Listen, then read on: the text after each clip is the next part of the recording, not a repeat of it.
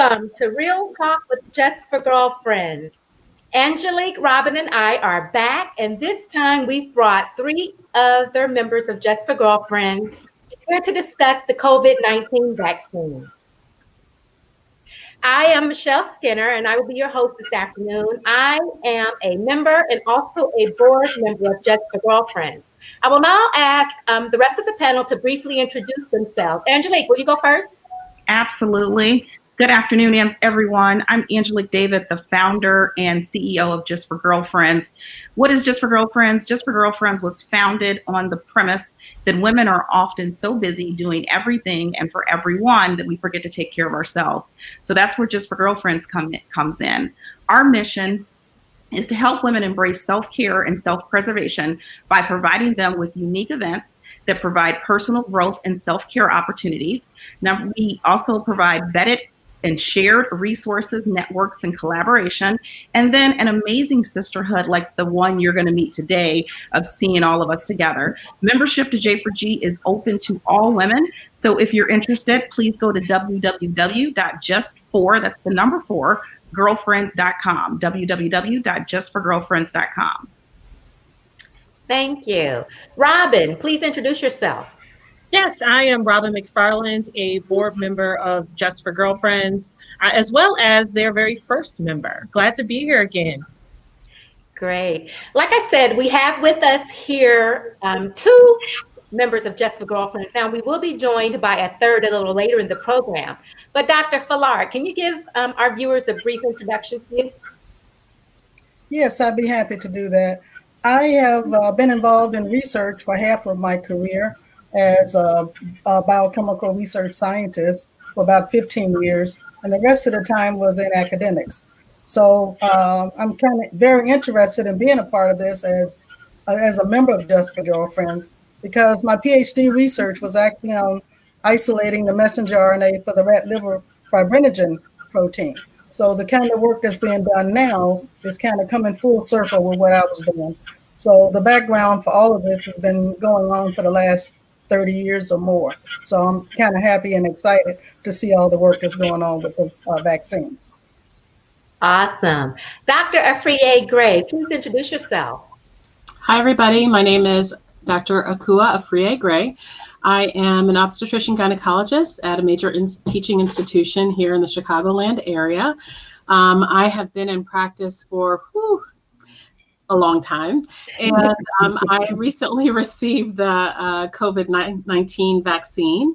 I am a member of Just for Girlfriends and have been since I think the first year that they got going. We've had some wonderful events and keep in touch with all of these wonderful professional ladies. And once I got my vaccine, they wanted to know, well, how are you feeling? How are things going? So I'm excited to talk about it. Oh, that's great. And as I mentioned, we will be joined a little later in the program by Dr. Sarah Horton, who is a medical oncologist, and she will be here to share her experiences with the COVID-19 vaccine. So over the next hour, if you can't tell by now, we will be discussing our motivations, our fears, our concerns, all surrounding the COVID-19 vaccine. As Dr. Afriye Gray has said, she has taken her first dose, and also Dr. Horton has as well. So you'll be able to hear firsthand what it's like to receive that vaccine. So we're very excited about that. But before we get started into the details, I do want to make it clear that the opinions, the thoughts, the views that you will hear over this next hour belong solely to the speaker and not necessarily to that speaker's employers, organization, blackdoctor.org, or any other group or individual. So now that we got that out the way, let's get into it. Now, of course, in the news, we have heard a lot about this vaccine and people's reactions to whether they will take it or not span across the board.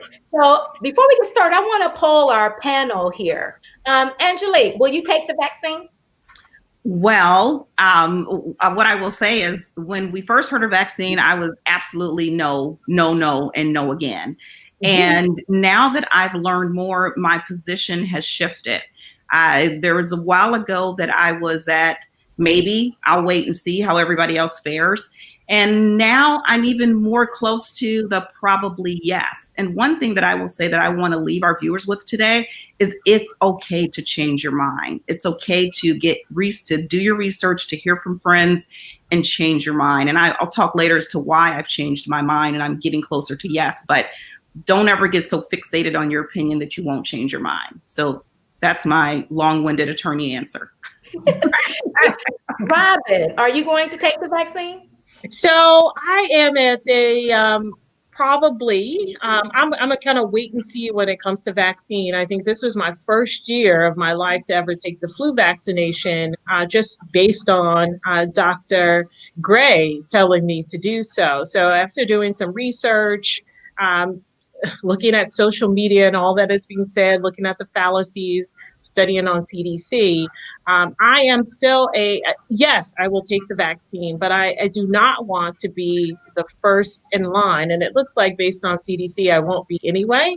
But I'm always looking for more information. As Angelique said, I can always change my mind. But I think I'm a yes, but I'm at wait and see, because I think we're going to talk here today about side effects, who it's for. One of the things that really concerns me is that Black women are not always a part of these studies. So that concerns me. So hopefully we'll get to talk about that later today. But I'm a yes, but I'm wait and see yes. Okay, I know, like Angelique, when I first heard that this vaccine was going to be available, I was like, nunca. And for those who are not Spanish speaking, that means never. And I reserve nunca for those things that are outside the realm of possibilities. But I will say that since then, I have read more, I've talked to people, I've learned a little bit more about the vaccine and how it works. So now I am more inclined to take it. I think I'm in the wait and see aspect. So Dr. Fuller, I think I can guess where you stand, but I'd like to hear from you. Will you take the vaccine? Oh, absolutely. Absolutely. It's perfectly safe. And as I hope to describe it, you'll realize that all the work is being done inside your own body. So it's very different from the vaccines that have gone before. Okay, that's good to know. Well, that does bring us to a good point. Before we get into the specifics, I want to give our viewers a basic background on vaccines in general, and specifically the technology behind the COVID-19 vaccine. Dr. Fuller, I think you can help us with that. Yes, as I was indicating before, I did some of this work at least 30 years ago. And I didn't get a chance to do a screen share, but hopefully this is a general sheet of paper that will make the discussion very clear. I think everybody is aware of DNA. DNA can do several things, like can make copies of itself and so forth. But as far as the vaccine is concerned, it makes a whole lot of several different RNAs. The main one that's going to make the protein will be the messenger RNA, and it's abbreviated mRNA. And as you see, it's saying protein, but even now we recognize that it's not just one protein, because some proteins have more than one subunit. So that would be referred to as a polypeptide chain. I'll discuss that in a minute. But up here, I've drawn a little animated picture of the COVID-19 virus. As you know, it's an RNA virus, that's the circular part. And the little spikes on the end, those are the spike protein. And so that's where the viruses come in. This work, as I said, was done more than 30 years ago. DNA itself, the structure was developed in 1950s by Watson, Crick, Franklin, and Wilkins. And then it was later determined and figured out that the DNA encodes a message for a messenger RNA, which then encodes the protein. Now, what the two ones that we've learned about so far, Pfizer and Moderna, what they have done is utilize the fact that this mRNA will encode for the protein. And so what scientists have done, they have digested off the RNA portion, because the COVID-19 virus is an RNA virus. Those little spiky things that I have on there are the spike proteins.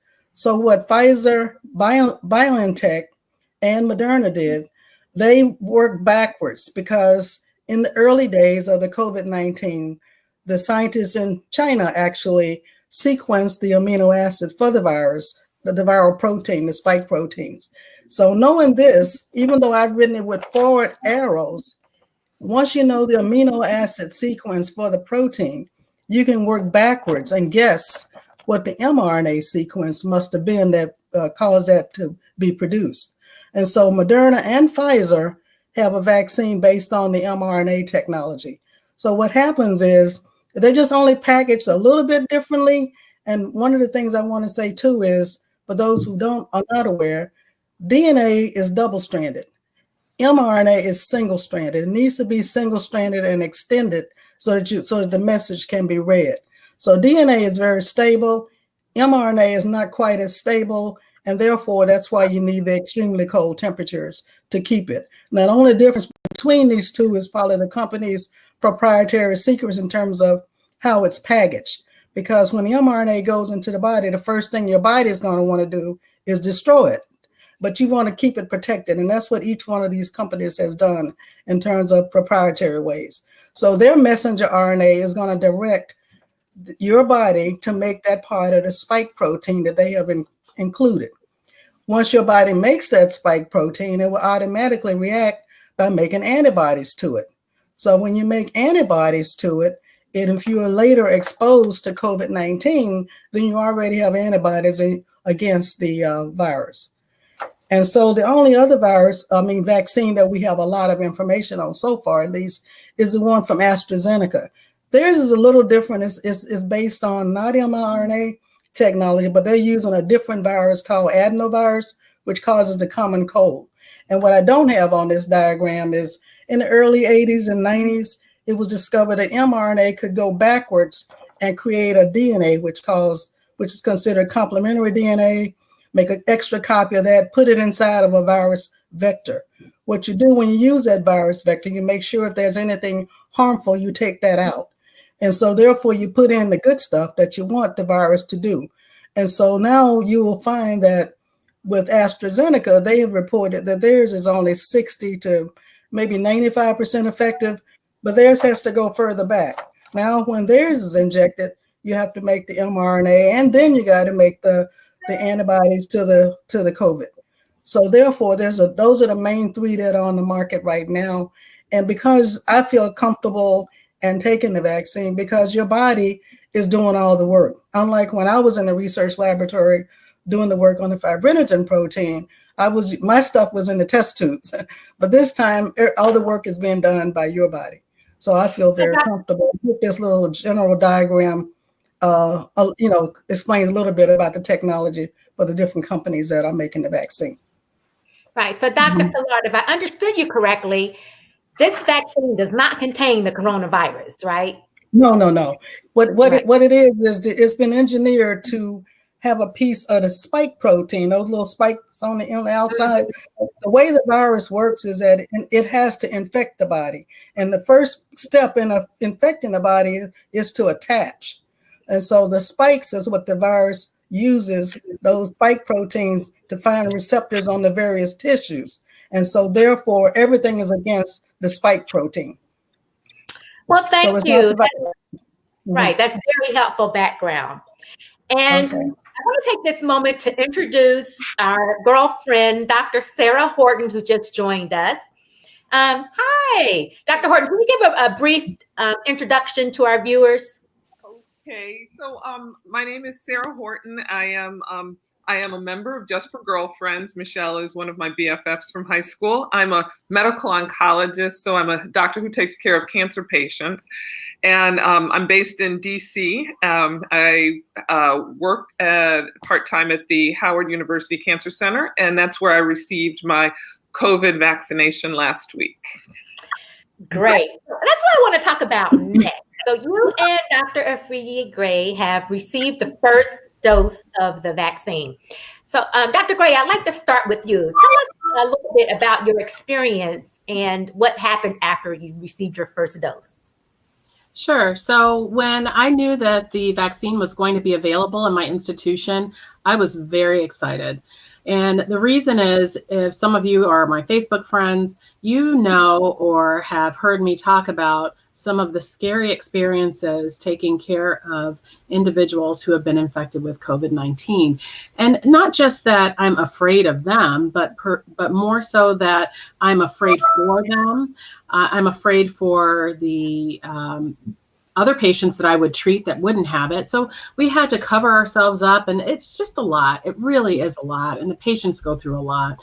So I was very excited that we had made a step in potentially eliminating this this virus from our community. So I received my invitation to go and take my vaccine. Our institution had a very defined way of doing it. You went in, they checked you, they double checked you, and then finally, once they had established that everything was appropriate, then I received my vaccine. It was just a little prick in my deltoid, just like you might get a flu vaccine, or some of you, if you're on Depo-Provera or something like that, you might get something like that. So it was really simple, not painful at all. I joked on my Facebook that I was smiling under my mask because it really didn't hurt. And then once it was complete, I felt fine. They observed me for a while to make sure that I didn't have any acute reactions. If you have looked at any of the information that's out there, it's recommended that if you have a history of anaphylactic reactions, that means a full body allergic reaction to any vaccines, that you would avoid the COVID-19 vaccine. And really, that's the only big contraindication that's out there. So they observed people to make sure that they didn't have any reactions to it. After that, I was given my appointment for my next shot with the Pfizer-BioNTech version of the vaccine. The second shot is given in approximately 3 weeks. So I'm actually due for my second shot the end of this week. After I received the vaccine, I just had like a little tenderness at the site, again, like you would have after a flu shot or any other shot. That lasted maybe a couple of days. It was mild. It didn't keep me from doing anything, didn't keep me from going to work. If you know what I do, sometimes it involves some heavy lifting. That did not keep me from doing my job at all. And then after a day or two, I had a little itching at the site, and that went away. It was fine. Yeah. Great. Dr. Horton, what was your experience with your first dose? Mine was very similar to Dr. Gray's. When the institution, same thing, they sent out a scheduled list, and that you could sign up for, everyone in the hospital to be vaccinated. And so there was a lot of checking and rechecking your temperature before you went in, and hand cleaning.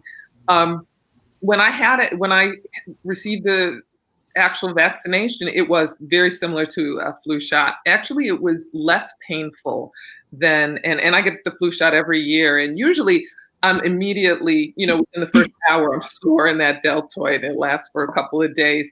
But personally, I felt no pain. And sometimes it's dependent on the person who's giving you the injection. And I knew him well, and he did a great job. Mm-hmm. But I did the next morning, because I was paying attention, like everybody who has received the vaccine. After I got the vaccine, I had to wait around for about 15 minutes. I waited for 30, just because I had heard that some, when you're reading and finding out more about reactions, there had been some cases of people who had a reaction after 30 minutes. So going in my mind, I said, I'm going to sit there for 30 minutes, even if they want me to leave at 15. And I did well. I came home.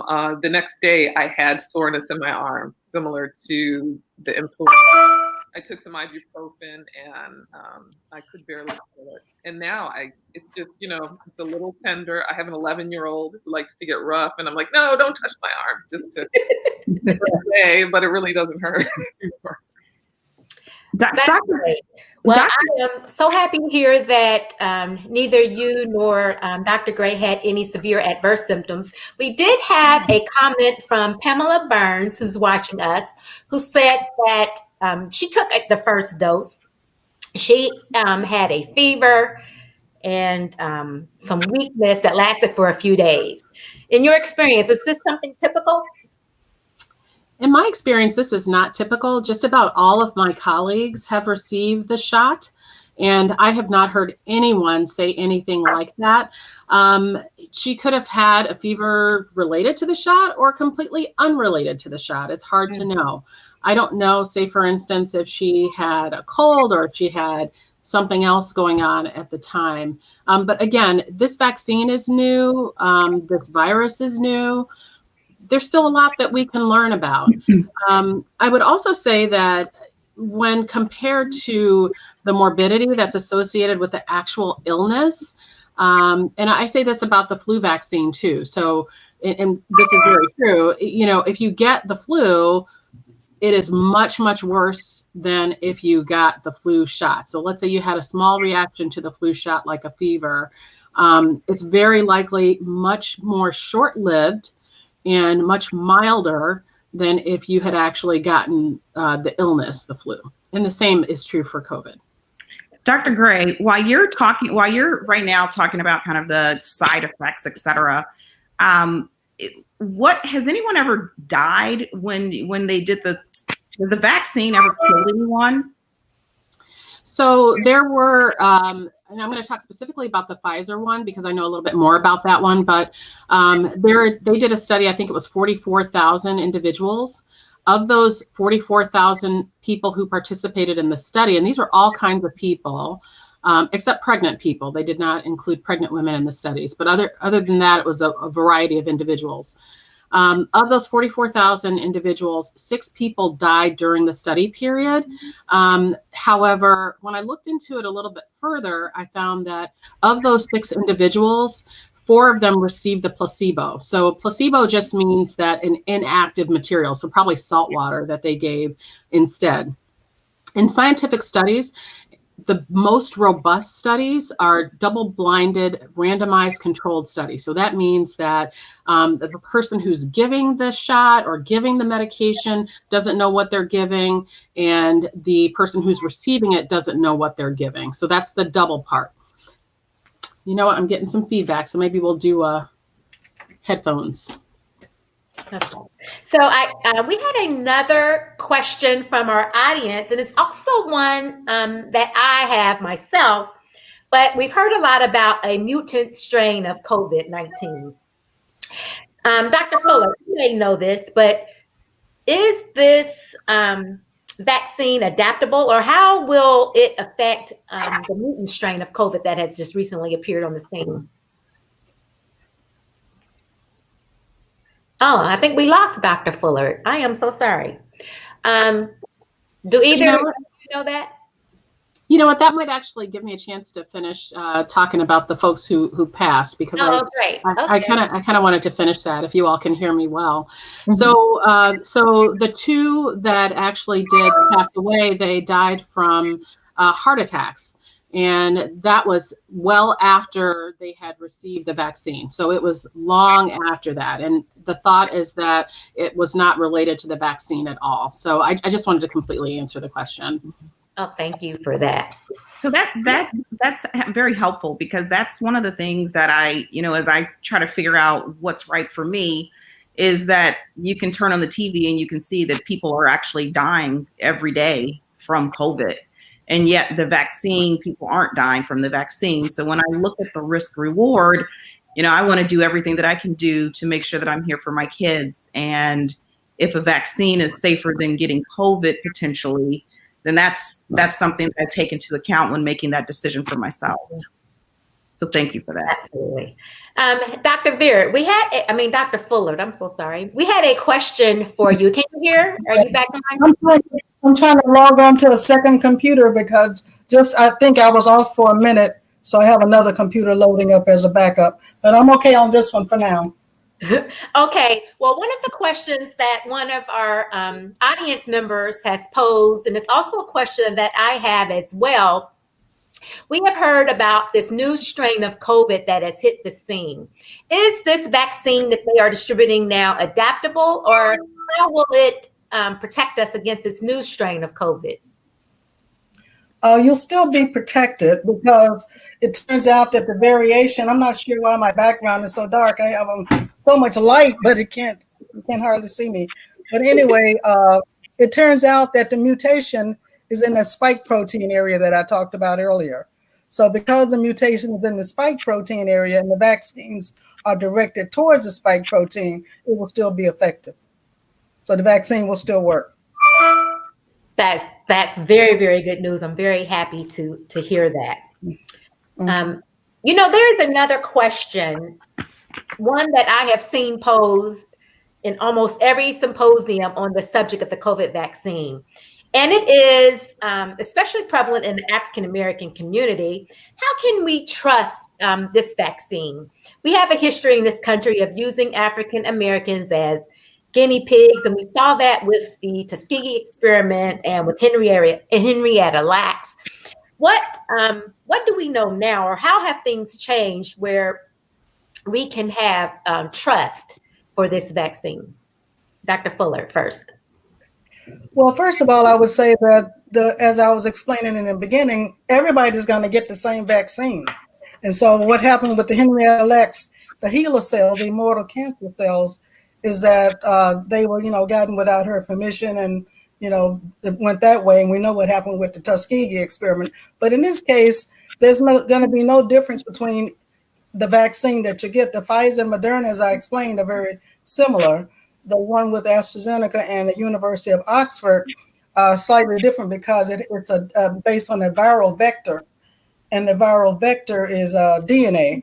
And so therefore, that's why it's more stable, and it's going to be good for the third world countries. But it's going to be the same vaccine, and your body is doing all the work.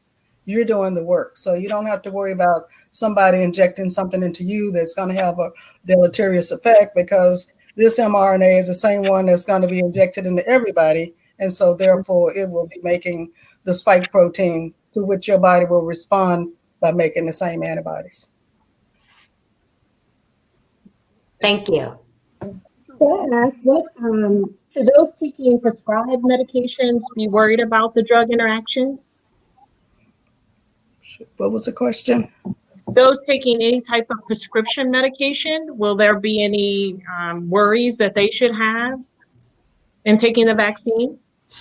You know what? I could answer that if you would Sure. like. Either of the doctors. Yes, please. Yeah. So one of the things that is mentioned in the studies is that if you have a condition that causes you to be taking a medication that causes you to be immunocompromised, then you may have less reaction to the vaccine. So the vaccine, just like all vaccines, are meant to have your body make antibodies against what that illness is. And so when you are immunocompromised, your body is less able to do that. That's why an illness like HIV is so dangerous, because it makes you immunocompromised. It makes your body less able to fight illness. And as a result, it also makes your body less able to make antibodies as quickly or as much as someone who is immunocompetent. So specifically, if you're taking, let's say you're on constant prednisone or some other medication that makes you immunocompromised, you should know that you may not mount an immune response as well as someone who is not. Now, Dr. Akua, can I follow up? Can I follow up with that? Like, what if it was someone with lupus or rheumatoid arthritis? How would they respond to this vaccine? That is a similar sort of thing. So someone who has an immune system that's overactive, I think is what you're asking, would they overreact to the vaccine? I have not seen anything like that reported. I would not expect that to be an issue. Sometimes those individuals who have an immune system that's overactive are the ones who are taking the medications that can make them immunocompromised. And so as a result, as I said, they might have mount less of an immune response to the vaccine. So let's say someone who is immunocompromised takes the vaccine and then still gets COVID, because we do know that a small number of individuals may still get COVID. It may be because they did not make as much antibodies once they got the vaccine. Thank you. I know we have talked about everyone will get the same vaccine, but I have heard that there is a concern that communities that are more affluent than those that may be disadvantaged may get a different vaccine or one that's more effective. Dr. Fuller, what would you say to those who are worried about everyone actually getting the same vaccine? How will we know for sure? I think that, the company has a reputation to, keep. So they want to make sure that if you get the Pfizer vaccine, that in fact is what you're getting. If you have the Moderna vaccine, that is in fact what you're getting. And right now, there are only 3 on the horizon, and you'll get one of those 3. So I don't think there's any problem. I think the only concern in some neighborhoods or in particular rural areas is the mRNA vaccines require such cold storage. Will they have those types of freezers in their area? In the meantime, that's why everybody's so excited about the AstraZeneca one that's coming down the pike for rural areas, is because it can be stored at a lower temperature, even sometimes even a room temperature for many months. There are only 3 right now that we well know. And they're all the same, except, like I said, the 2 are based on mRNA technology, and the other one is based on the viral technology. Okay, thank you. Mm-hmm. So, Michelle, do you mind if I go back very quickly to the question that you asked about trust and why in the Black community we should? Please do. Yes. The reason that I wanted to address it is that so I've worked with a lot of clinical trials, and trust in the health system has always been an issue. But one of the things that's been so important with the development of this vaccine is that, one, it's been a global problem. And so beyond just, scientists in the United States, you've had scientists from all over the world, from all different nationalities, all focusing on developing an effective therapy. And not only globally, but you look at the United States and you look at Dr. Fullard, and you see that people of color are very involved in the involvement on the front lines of getting out an effective therapy for everybody, not just for certain people. So I think about that a lot when I hear, and honestly, in at least our community and at Howard, the majority of our patients are Black or people of color. There hasn't been an overwhelming distrust. I have to say, though, because of the current administration and some of the confusion that's come out of the White House about the virus and, the vaccination, that there was an element of distrust that may not have been there before, even amongst physicians. I mean, I was a little skeptical, never to the point where I wouldn't take the vaccine, but when I also worked at the FDA and was very familiar with the process of the approval of the studies, and know that those people who are working also on the front lines of looking at the studies and making sure that they're safe and effective encompass a huge number of multi-ethnic people. So that also gave me some, comfort in that. I think that that this is not going to be a situation where one group is unfairly targeted than the other. Thank you. I appreciate that perspective, and so happy to hear that. That there are so many African Americans on the front line in developing and distributing this vaccine. Yeah. Should those that have recovered from COVID at this point, should they be taking the vaccine as well? I think that we don't know how long those natural antibodies stay around. And then, so if you have had COVID, that does not preclude you from getting the vaccine. And particularly for our specialty, Society for Maternal Fetal Medicine recommends that even if you've had it, that you should get the vaccine. I kind of wanted to piggyback on what Dr. Horton was saying too, in that there are specific guidelines for human subjects research that everyone has to abide by. So before a research involving human beings gets approved to go forward, there are specific criteria that have to be met. And I don't know if you all remember, well, none of us would remember because it's before we were born, but during World War II, there were some very just egregious research done for lots of people who suffered in the concentration camps.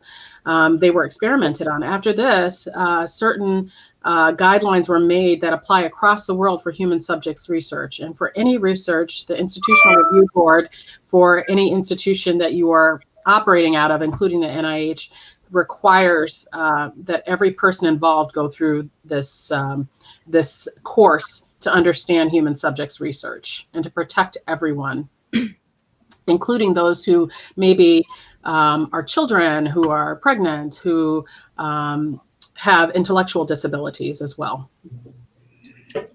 Thank you. This is something that I have seen in our private chat, in the comments, and also something that has been on my mind. Do we know how long the vaccine will last? Will this be something that we would have to do every year or once? Or do we even know? So, Dr. Fuller, can you answer that, please? Yes, I have a feeling, and we're not completely aware just yet.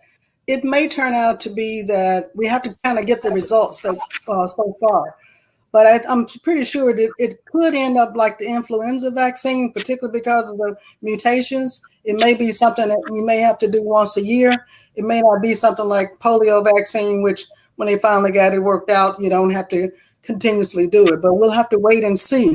That's the problem we have. We're given these first doses and second doses, so we'll have to wait and see what happens. But if we're lucky, at the very worst, it may be something we may have to do once a year, like the flu vaccine.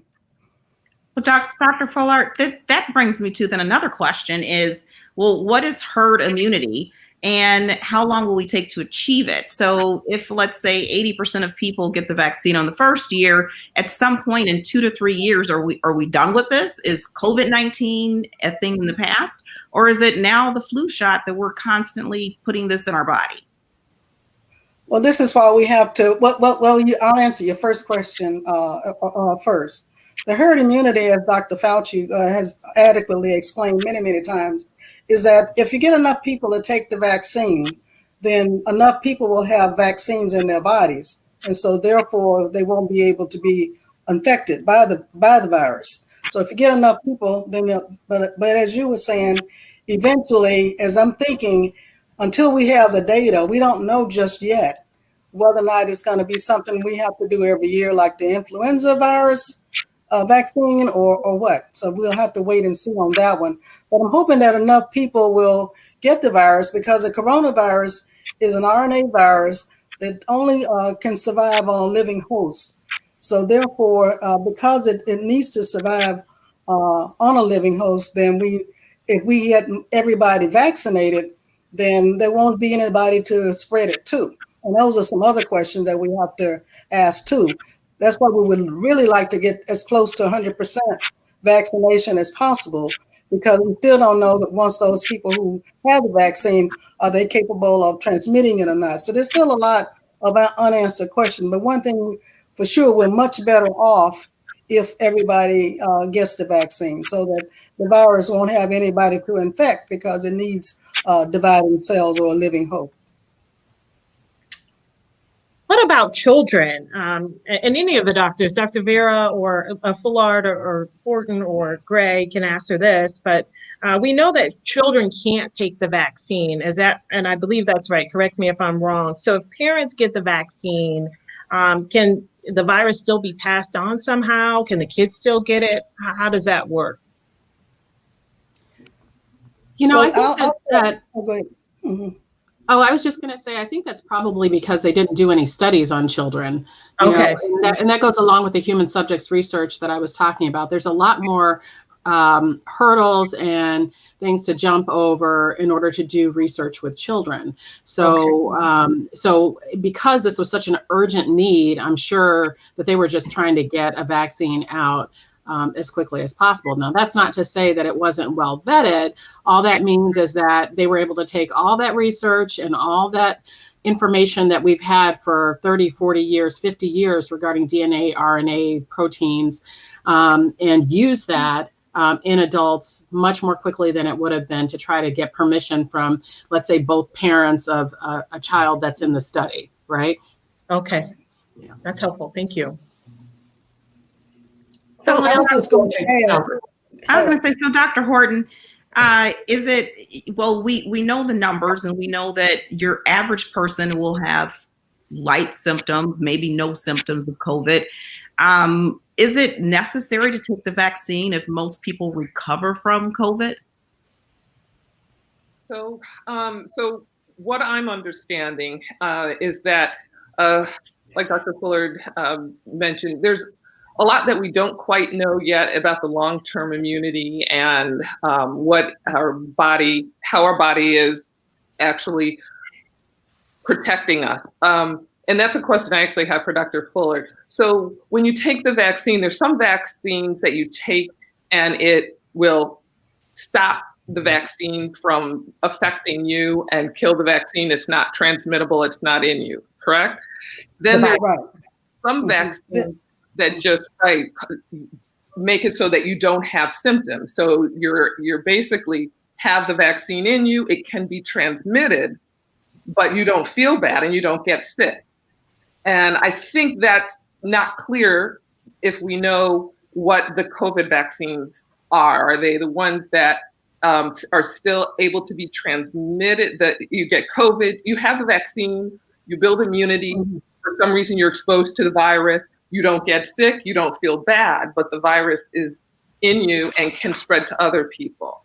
And well, so that's recommending that you continue to wear your mask even after. Well, the virus is going to die when it doesn't, if you have enough antibodies in you to block that spike protein, then the virus has nowhere to go. Remember, the virus has to land on a surface, inject this genetic material in order to infect. And if it has nothing to infect, then you will just have a bunch of dead virus particles. There won't be anything to infect. See, the 4 classes of COVID vaccines, as I explained, were the mRNA vaccine, the virus vaccine. There's another one coming down the pipe called protein subunit. And then there's yet one more, which is the way vaccines started out. In the beginning, the viruses were heat killed or killed by chemicals and then injected into you to for you to make that response. But that took a long time in growing up a lot of stuff. But the first 2 the mRNA vaccine and the viral vaccine are the ones that we have the most information about so far. And that's the way the COVID vaccines have been directed. The other 2 categories haven't really been developed yet. You know, Dr. Fullard, I love that you brought up the polio vaccine a little earlier because if you have studied any history about vaccines at all, then you maybe have heard about Dr. Salk and Dr. Sabin and how there was a big competition between them at the time to try to make this vaccine for polio. Now, polio was an illness that could cause severe harm. I mean, FDR, our former president, couldn't walk. I mean, he was in a wheelchair because of polio. So this was something that was also worldwide, and they needed to find a vaccine for it. And much like with COVID, there was a competition to come out with the vaccine. And ultimately, Dr. Salk came out with his first, and then Dr. Sabin came out with his shortly after. And for a time, Dr. Salk's vaccine went away and then came back. I mean, it took a little while to make things just the way we needed it to be. But we have to start somewhere. I mean, we have to start somewhere. Otherwise, we'd still have polio in the United States now. That's correct. It reminds me, Dr. Gray, we were at a Just for Girlfriends event and we were talking about women's health. And I asked you about the HPV vaccine for my daughter.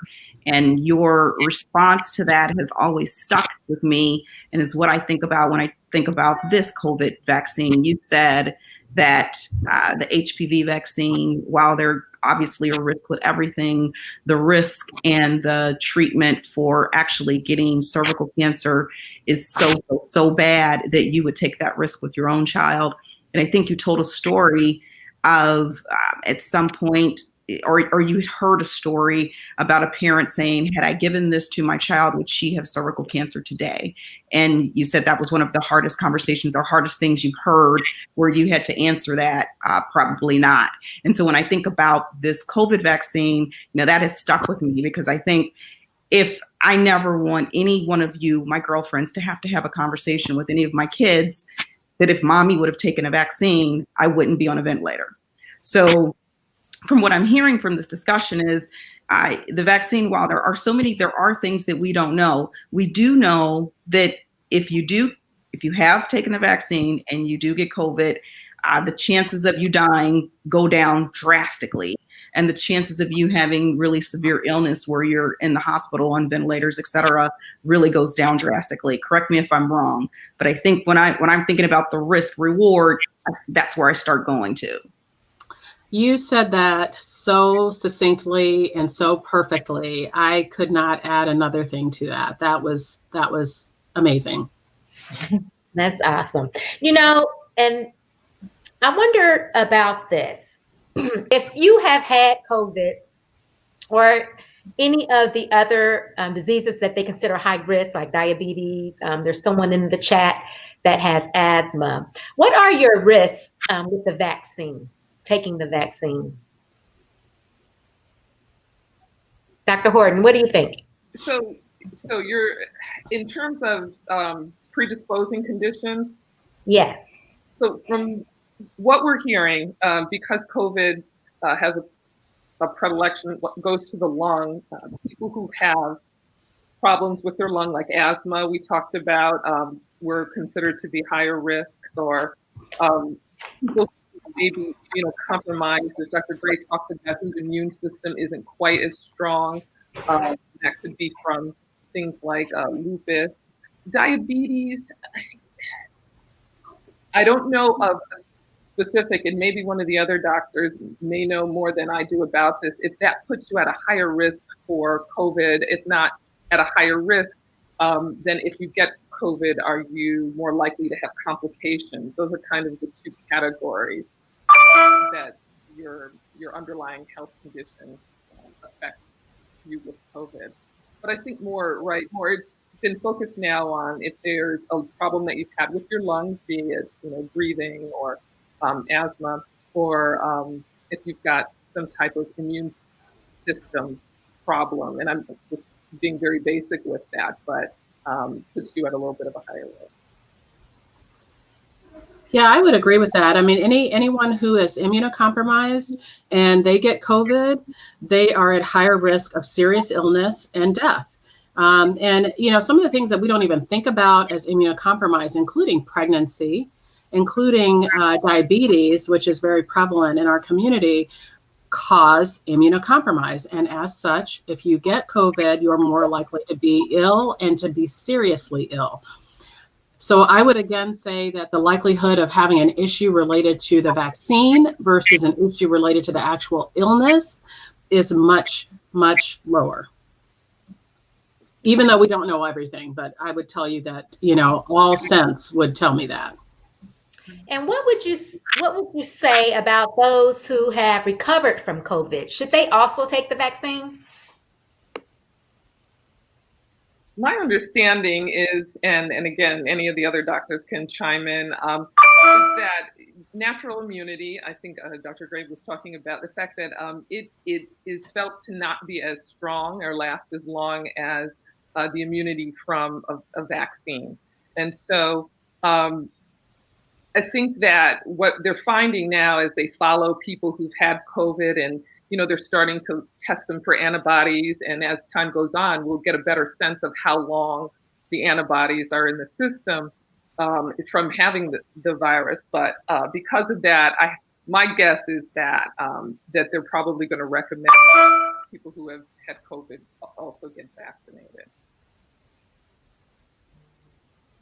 The other interesting thing is that, sometimes the first time you're exposed to something, you don't have much of a reaction. But then when you're exposed to it again, then you can have a big reaction. And the reason I'm saying that is, let's just say you had COVID before and it was a very mild case of COVID. Now your body knows what COVID is, and you are exposed to COVID, but it's slightly different, or you don't have antibodies to that specific strain or whatever. And now you can get sick again, right? And then this time it may not be as mild as it was the first time. So that's one of the reasons that we have to get a flu shot every single year, because, we have to make antibodies to the new virus. Luckily this new COVID spike protein change is not big enough for us to have to, worry about changing the vaccine just yet. But, you never know. You never know. You bring up a good question, Dr. Gray, because you mentioned the second time, and we all know, in fact, today is the day that people start getting second shots. So what is that like? We've also heard that because of the shortage, you heard on the news today, they were talking about half doses or stretching out when you get the first and the second one. Do we expect the reaction from the second dose to be more? Because if you tell me my arm's going to fall off on the second dose, then I'm back to no, what I started with taking it. But I'm assuming you're not going to say that. You know what? Check with me on Friday after I get my shot. I'm pretty sure that it's going to be fine. Hopefully the response will be robust, because I understand that the initial antibody production during the studies was not as robust after the first shot, and that's why you needed 2 shots in order to make enough antibodies. Now, is it going to be an overreaction that causes me to be ill or anything else? I don't expect that. But again, like I said, check with me on Friday. I suspect I'll be fine. I'll be sure to text you. All right. I am so curious about how you're going to do this. Right. And there's so much, right? There's so much information out there about the COVID vaccine. There's a truth and fallacy and opinions and thoughts about it. Where do you suggest just us non-medical, non-scientific folks that are just concerned and wondering and living in a pandemic, now we're in 2021, where do we get good information about this to come to terms to make our decision about the vaccine? Where do you all suggest, other than, right, people should watch this and get that? But so any of the doctors, please, what do you think? Or tell me, where do I get that information? I would recommend going to the website for CDC or also for NIH. And those would be the two where you get them. Yeah, the National Institute for Health, which is where Dr. Fauci is affiliated with. And CDC, of course, is in Atlanta. If you go to one of their home sites, you're more likely to get more accurate information than just generic information, online. You'll be getting the facts. Okay, thank you so much. What about from the Pfizer and those that are making the vaccine? Should we be researching their sites as well? Would you? You can always look. Yeah. Mm-hmm. Go ahead. I don't know about that. I don't know that I would go to the site of the person who is making the product, right? Just like any other business, when you are making a product, you want your product to look good. And so if you're just going to their website to look at stuff, they're motivated to make their product look good. You want to go to a site or a place that is not swayed. Right. And the NIH site and the CDC website are both trusted sources, and they are not they're not picking one side or another. Right. Like they're giving you scientific information, and especially on the CDC website, it's written so the layperson can understand. So you shouldn't feel intimidated about going to that site and learning information. When a friend of mine became ill with COVID and asked me where should she look, that's where I sent her. And she texted me back, and she's a non-medical person. And she said, wow, okay, so this is what I should do. And I said, yes, exactly. And I didn't have to say anything. I didn't have to try to sway her or tell her to do something. She went and she found the information for herself, and she just confirmed it with me. Okay, thank you so much. And so that means I should stay away from the latest hashtags on Instagram, possibly about COVID-19 vaccines, or Facebook, or my Uncle Joe's comments, right? Okay. All of the above. But I will say, if you do have friends and like this amazing network that we have of Just for Girlfriends, of all of these professionals in different areas, I have utilized this as my network for when I really, because I trust Dr. Akua, I trust Dr. Fuller, so I'm able to call. So I would say, if you have that network and you have medical professionals in your network, utilize them, because you can have that very real conversation that you might not be able to get with your Dr. Joe, with your Uncle Joe, Robin. He's a doctor. Yes. One thing I'd like to add too is that I think that we've all recognized, and I'm don't want to speak for everyone, but Dr. Fauci, who represents NIH, has been a source of information that they can understand him. Because of the problems with the administration, he's not as visible as he used to be, but you can find him giving talks on webcasts, and so even if you just Google his name, I mean, literally every other day he's out giving some type of information as well. So not to supersede NIH and CDC, I think those are wonderful sources, but also as things are changing, sometimes the sites are a little slower to update. Just recognizing people who have already shown that they have legitimate information, and as well as looking to your Department of Health site in your state or your county. Sometimes they can give you some local information in terms of numbers or where to get tested, that kind of thing. Yeah.